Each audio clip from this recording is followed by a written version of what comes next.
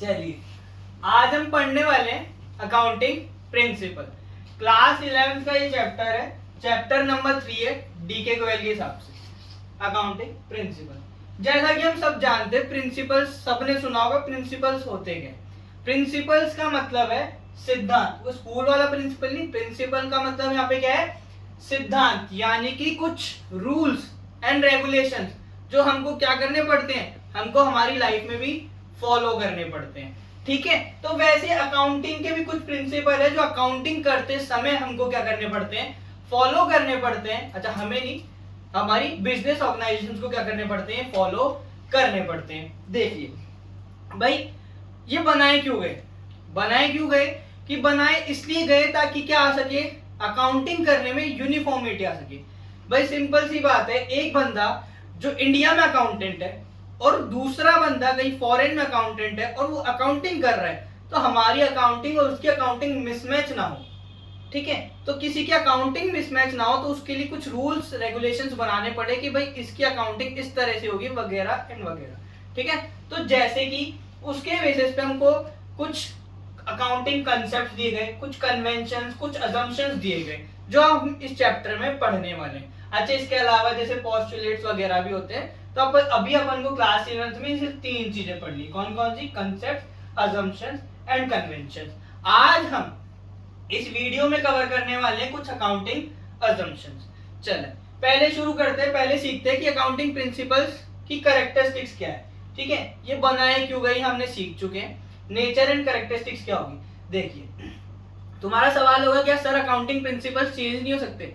जी बिल्कुल चेंज हो सकते हैं, टाइम टू टाइम इसको चेंज किया जा सकता है। ठीक है ना, अकाउंटिंग प्रिंसिपल्स क्या होते हैं, फ्लेक्सिबल होते हैं। ठीक है, तो इनको टाइम टू टाइम चाहे तो अपन क्या कर सकते हैं, अपन नहीं सॉरी, इसकी अकाउंटिंग बॉडी क्या कर सकती है, चेंज कर सकती है। ठीक है, अगर जरूरत पड़ी तो।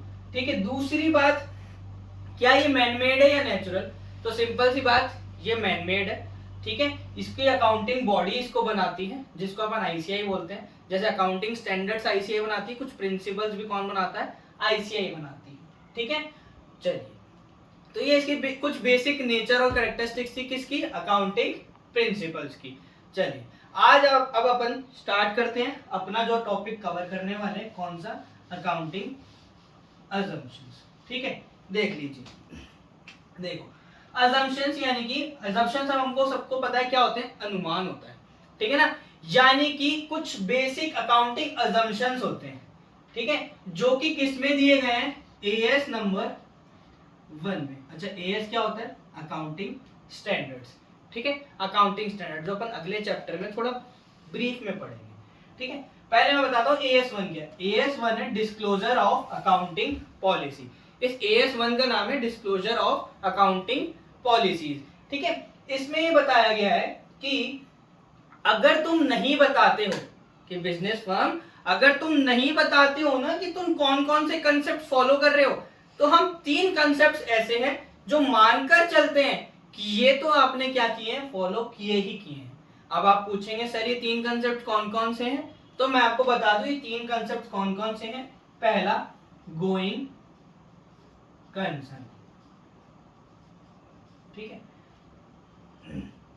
दूसरा, कंसिस्टेंसी। तीसरा, अक्रूवल बेसिस ऑफ अकाउंटिंग। ठीक है, ये 3 इसके कंसेप्ट हैं, बेसिक कंसेप्ट या बेसिक अजम्पशंस ऑफ अकाउंटिंग। ठीक है, जो कि एएस 1 हमको बताता है। अब ये सीखते हैं कि होते क्या क्या है। देखिए, पहली बात, गोइंग कंसर्न कंसेप्ट क्या होता है। गोइंग कंसर्न कंसेप्ट से जैसे आपको देख के इसका वर्ड समझ आ रहा हो, गोइंग का मतलब चलते जाना। ठीक है, अब वही, और कंसर्न का मतलब यहां पर है एक बिजनेस फर्म का। तो हम अज्यूम करके चलते हैं कि अगर आपने बिजनेस स्टार्ट किया है तो बिजनेस आपका गोइंग कंसर्न है। गोइंग कंसर्न मतलब कि वो लॉन्ग टर्म सर्वाइवल के लिए, लॉन्ग टर्म नेचर का है। ठीक है ना, ऐसे नहीं कि आपने बिजनेस स्टार्ट किया और साल के आखिरी में वापस उसको बंद करके घर चले गए, नया बिजनेस स्टार्ट कर लिया। नहीं, अगर आपने कोई बिजनेस स्टार्ट किया है तो हम अज्यूम करेंगे और उसके बेस अज्यूम करके अकाउंटिंग करेंगे कि आपने वो किया है, आपका बिजनेस गोइंग कंसर्न है। जैसे कि सपोज करो कि आपका बिजनेस है फर्नीचर का बिजनेस है, तो आप बिल्डिंग खरीद के लाएंगे तो क्या बिल्डिंग को आपको क्या ट्रीट करना है, वो आपकी असेट बनेगी, क्योंकि आप बिल्डिंग बेचने के लिए नहीं लाए, आप उसको अपने इन्वेस्ट करने के लिए आए, किसमें, बिजनेस में। तो ये छोटी छोटी चीजें कौन सा कंसेप्ट बताता है, गोइंग कंसेप्ट, कि भाई हम बिजनेस स्टार्ट कर रहे हैं तो हमारा कम से कम 10-15 साल या कई कई बार लाइफ टाइम तक का भी बिजनेस हो सकता है, ठीक है। तो और कि उसको किस बेसिस पे किस चीज को क्या ट्रीट करना है, किसको फिक्स्ड एसेट ट्रीट करना है, किसको करंट एसेट्स ट्रीट करना है, वो सारी चीजें इसके बेसिस पे डिटरमाइन होती है, ठीक है, गोइंग कंसेप्ट। दूसरा कंसिस्टेंसी कंसेप्ट। देखिए कंसिस्टेंसी कंसेप्ट मैं मानता हूं कि बहुत अच्छा और इंपॉर्टेंट टॉपिक है कंसिस्टेंसी। देखो हम सब जानते हैं कंसिस्टेंसी का मतलब क्या होता है। जैसे होता नहीं है कि हम जैसे देखते हैं विराट कोहली एक प्लेयर है, ठीक है, ये हर मैच में मिनिमम 30 रन, कभी 50, कभी 100, कभी 150 ऐसे रन बनाता है। तो हम बोल सकते हैं ना कि ये प्लेयर क्या है, एक कंसिस्टेंट प्लेयर है, जो कि हर मैचेस में क्या बना रहा है, अपनी टीम के लिए रन्स बना रहे हैं। तो हम बोलते हैं कि देखो ये प्लेयर कितना कंसिस्टेंट है, ठीक है। तो वैसे ही अकाउंटिंग अजम्पशंस में भी कंसेप्ट है कंसिस्टेंसी का, यानी कि सिंपल सी बात, अगर आपने एक बार कोई पॉलिसी फॉलो कर ली, जैसे सपोज मानो डेप्रिसिएशन के दो मेथड है। अच्छा, डेप्रिसिएशन मतलब आपकी वैल्यू में, किसकी, आपकी एसेट्स की वैल्यू में कमी आ जाना due to normal wear and tear. जैसे आप कोई मोबाइल लाते हैं तो उसकी वैल्यू सेम नहीं रहती ना, धीरे धीरे रिड्यूस होती जाती है, तो उस चीज को अपन क्या बोलते हैं, डेप्रिसिएशन। तो उसके वैसे अपन को बेसिक 11th-12th क्लास में दो मेथड सिखाए जाते हैं, एसएलएम और डब्ल्यूडीवी। कौन कौन से, एसएलएम और डब्ल्यूडीवी। देखिए सुनिए, एसएलएम और डब्ल्यूडीवी यानी स्ट्रेट लाइन मेथड और रिटर्न डाउन वैल्यू मेथड, या आगे जाके हम डेप्रिसिएशन वाले चैप्टर में डिटेल में पढ़ेंगे। तो देखिए, अगर अपन सपोज मानो अपन ने एक कंसेप्ट फॉलो कर लिया, इसमें से कोई एक मेथड फॉलो कर लिया, कौन सा, डब्ल्यूडीवी।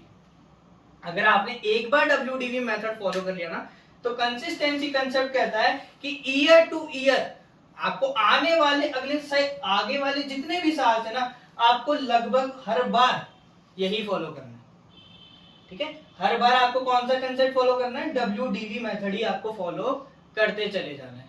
आप इसको चेंज नहीं कर सकते हैं जब तक ये बहुत ज्यादा जरूरी ना हो, ठीक है ना।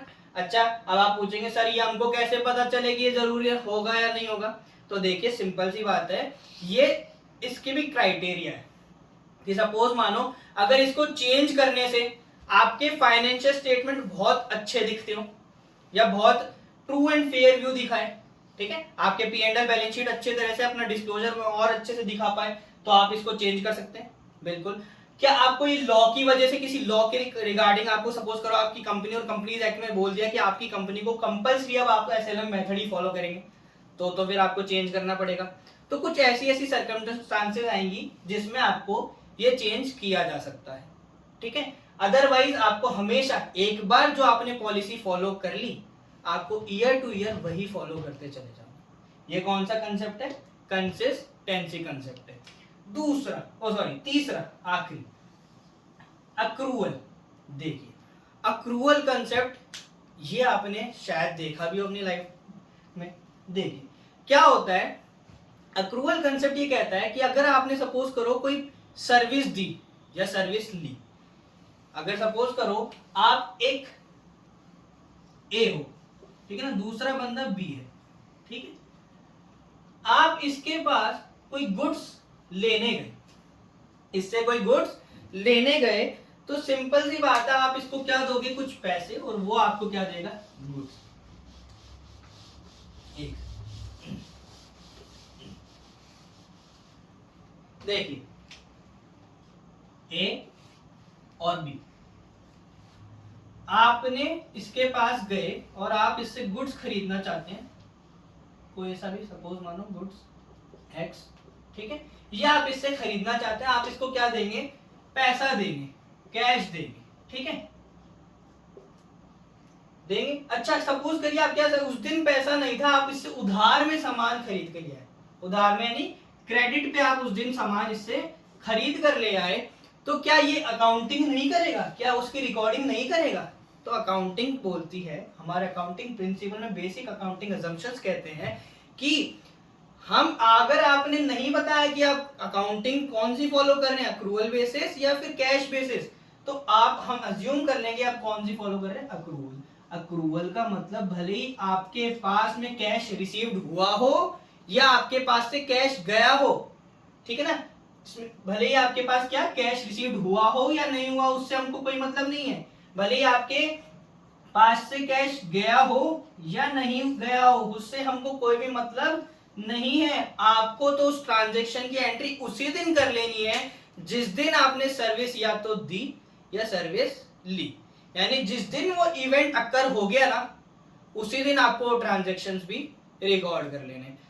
इट डजंट मैटर कि कैश का इन्वॉल्वमेंट हुआ है, यानी कैश रिसीव्ड हुआ है या नहीं हुआ है। ये आप लाइन अपने बुक्स में आसानी से रीड कर सकते हैं, आपको मिल जाएगा पूरा पैराग्राफ कि अक्रूवल बेसिस क्या कहता है कि अगर आपने कोई भी ट्रांजैक्शन किया और भले आपके पास कैश रिसीव नहीं हुआ, तो भी उसको आपको उसी दिन रिकॉर्ड कर लेना है।